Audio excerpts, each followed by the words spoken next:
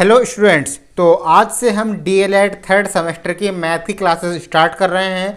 उससे पहले आज की वीडियो में हमें ये जानना ज़रूरी है कि डीएलएड थर्ड सेमेस्टर में मैथ का सिलेबस होता क्या है, हमें क्या क्या पढ़ना होता है, कितने अध्याय हैं, किस अध्याय में कितने कुल टॉपिक रहने वाले हैं। तो ये सब हम जान लेते हैं आज। और कल से आपकी मैथ की पहली क्लास होगी जिसमें हम अध्याय 1 कराएंगे, अनुपात एवं समानुपात। आपको एक बार बताना चाहूँगा, अगर आपने थर्ड सेमेस्टर में एडमिशन ले लिया है तो फर्स्ट सेमेस्टर का मैथ और सेकंड सेमेस्टर का मैथ बहुत ही ज़्यादा हल्का था, लेकिन थर्ड सेमेस्टर को हल्के में लेने की कोशिश नहीं करना, क्योंकि अधिकांश विद्यार्थी ऐसे होते हैं जो ये सोचते हैं कि जैसा फर्स्ट सेमेस्टर में था सेकंड सेमेस्टर में था ऐसा ही मैथ थर्ड सेमेस्टर में होगा, और वो थर्ड सेमेस्टर के मैथ के सिलेबस को पेपर से 2 दिन पहले ही देखते हैं और वे ये पाते हैं कि काश हम इन टॉपिक्स को पहले पढ़ लेते, क्योंकि इसमें अधिकांश टॉपिक ऐसे हैं जिसमें समय देने की ज़रूरत है। फर्स्ट और सेकंड सेमेस्टर में बहुत इजी टॉपिक थे, एलसीएम, एचसीएफ, जोड़ घटा गुणा भाग भिन्न, सिर्फ वही था। लेकिन अब यहाँ पर बहुत कुछ बदलने वाला है, तो डेली क्लास को अटेंड करना। अब से आपकी डेली क्लास स्टार्ट होने वाली है। तो बात कर लेते हैं सिलेबस की। सबसे पहला यहाँ पर अध्याय आपका होने वाला है 12 अध्याय में से पहला अनुपात एवं समानुपात। इसको अंग्रेजी में कहा जाता है रेशियो एंड प्रोपोर्शन। अनुपात को कहते हैं रेशियो और समानुपात को कहते हैं प्रोपोर्शन। अब अनुपात एवं समानुपात में कौन कौन से इसके सब टॉपिक होते हैं उसकी बात कर लेते हैं। इसमें सबसे पहले आपका आएगा अनुपात, दूसरा आएगा यहाँ पे अनुपात के संबंध में कुछ आवश्यक बातें। अब इसमें थ्योरी भी होती है, आप ये नहीं सोचना कि सिर्फ हमने सम और सॉल्यूशन कर दिए, सवाल कर दिए, हो गया काम। इसमें थ्योरी भी अधिकांश होती है। अनुपात की परिभाषा लिखिए, समानुपात की परिभाषा लिखिए, अनुपात और समानुपात के मध्य संबंध क्या होता है वो लिखिए, ये भी इसमें लिखना होता है। अनुपात के प्रकार भी इसमें आते हैं, बाह्य और मध्य पदों के समानुपात के मध्य संबंध, ये टॉपिक भी इसके अंदर ही होता है। तो इतने टॉपिक्स जो मैंने आपको बताया वो आपको अनुपात और समानुपात में पढ़ने हैं। इसको इंग्लिश में रेशियो एंड प्रोपोर्शन कहा जाता है। दूसरा आपका अध्याय है घातांक, इसको हम बोलते हैं इंग्लिश में इंडिसेस। अब घातांक के लिए हमें क्या क्या पढ़ना है, घातांक के नियम पढ़ने हैं। उसके बाद पूर्णांक और परिमेय संख्या भी इसमें पढ़ना है हमें। पूर्णांक संख्याएं, परिमेय संख्याएं, पूर्णांक और परिमेय संख्या के घातांक से संबंधित उदाहरण, ये सब आपको घातांक में पढ़ना है।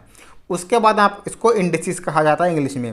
उसके बाद आपका अध्याय 3 आता है सरल तथा चक्रवृद्धि ब्याज। सरल को कहते हैं सिंपल और चक्रवृद्धि को कंपाउंड इंटरेस्ट। इसको शॉर्ट फॉर्म में एसआई और सीआई भी कहा जाता है। उसके बाद यहाँ पर बात करते हैं जो अध्याय 4 है। अब अध्याय 3 के हम सब टॉपिक की बात कर लेते हैं। अध्याय 3 में कौन कौन से सब टॉपिक है, इसमें सबसे पहले हमें ब्याज पढ़ना है। ब्याज क्या होता है, ब्याज का परिचय। उसके बाद यहाँ पर हमें पढ़ना होता है साधारण ब्याज। साधारण ब्याज पर आधारित प्रश्न हमें करने होंगे। चक्रवृद्धि ब्याज करना होगा और चक्रवृद्धि ब्याज पर हमें इसमें प्रश्न करने होंगे।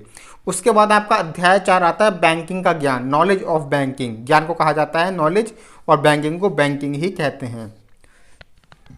इसमें हमें पढ़ना होता है बैंकिंग का परिचय, बैंक के प्रकार क्या क्या होते हैं, कौन कौन से प्रकार हैं बैंक के।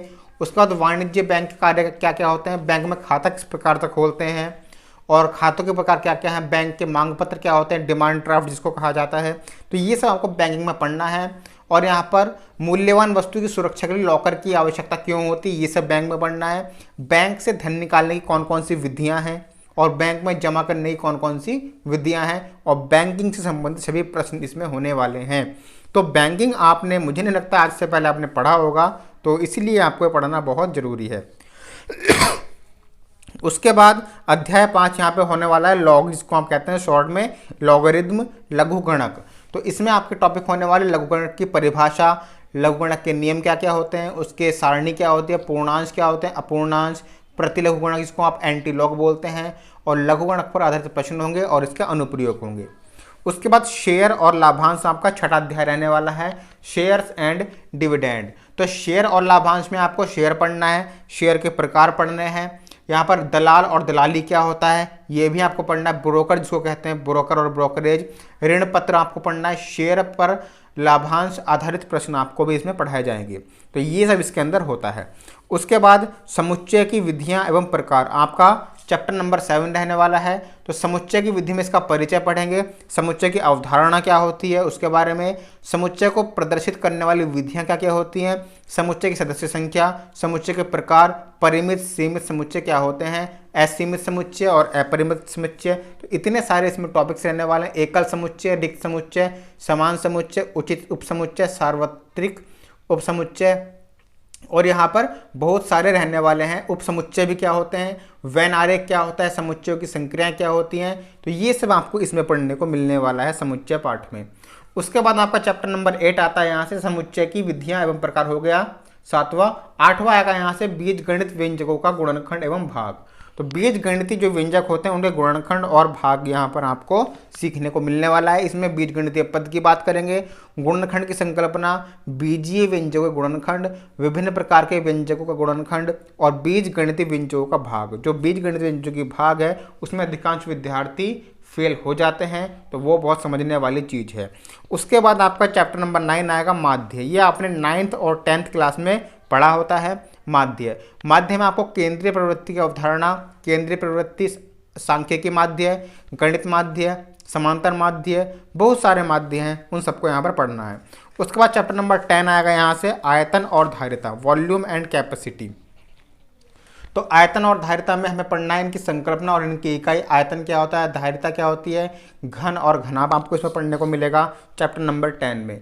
चैप्टर नंबर 11 यहाँ से रहने वाला है वृत्तखंड, त्रिज्यखंड एवं वृत्तखंड का कोण। तो इसमें वृत्त से संबंधित जितने भी सूत्र हैं सब इसमें पढ़ाए जाएंगे। वृत्त क्या होता है, वृत्तखंड के कोण, त्रिज्यखंड की अवधारणा, चाप, अंतरकोण, बहुमुखी कोण, ये सब इसमें आपको पढ़ने को मिलने वाले हैं।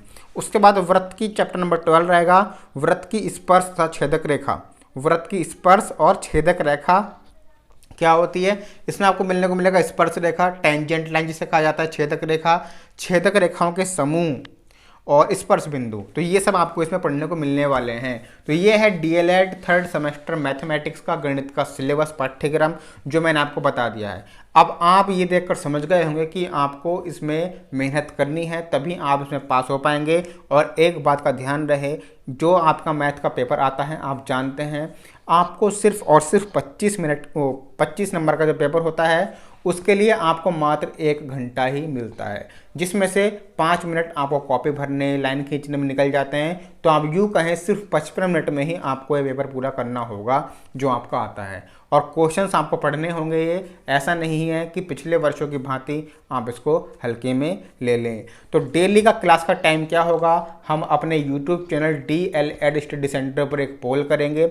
और अभी तक आपने अगर टेलीग्राम चैनल ज्वाइन नहीं किया है तो डिस्क्रिप्शन में लिंक है, ज्वाइन कर लीजिएगा। वहाँ पर आपको सभी बातें मिल जाती हैं। और अगर लिंक वर्क ना करे तो आपको टेलीग्राम पर सर्च करना है DLED स्टडी सेंटर, तो आप वहाँ से भी ज्वाइन कर सकते हैं। तो जो अब हम अपने यूट्यूब चैनल वो DLED स्टडी सेंटर पर एक पोल करेंगे, उसमें हम आपसे ये पूछेंगे कि प्रतिदिन मैथ की क्लास का समय क्या होना चाहिए, 7, 8 या 9 या सुबह के टाइम। जितने ज़्यादा वोट होंगे हम उसी हिसाब से आपकी डेली क्लास का टाइम सेट कर देंगे। तो मिलते हैं हम नेक्स्ट वीडियो में, तब तक के लिए पढ़ते रहिए। थैंक यू, जय हिंद।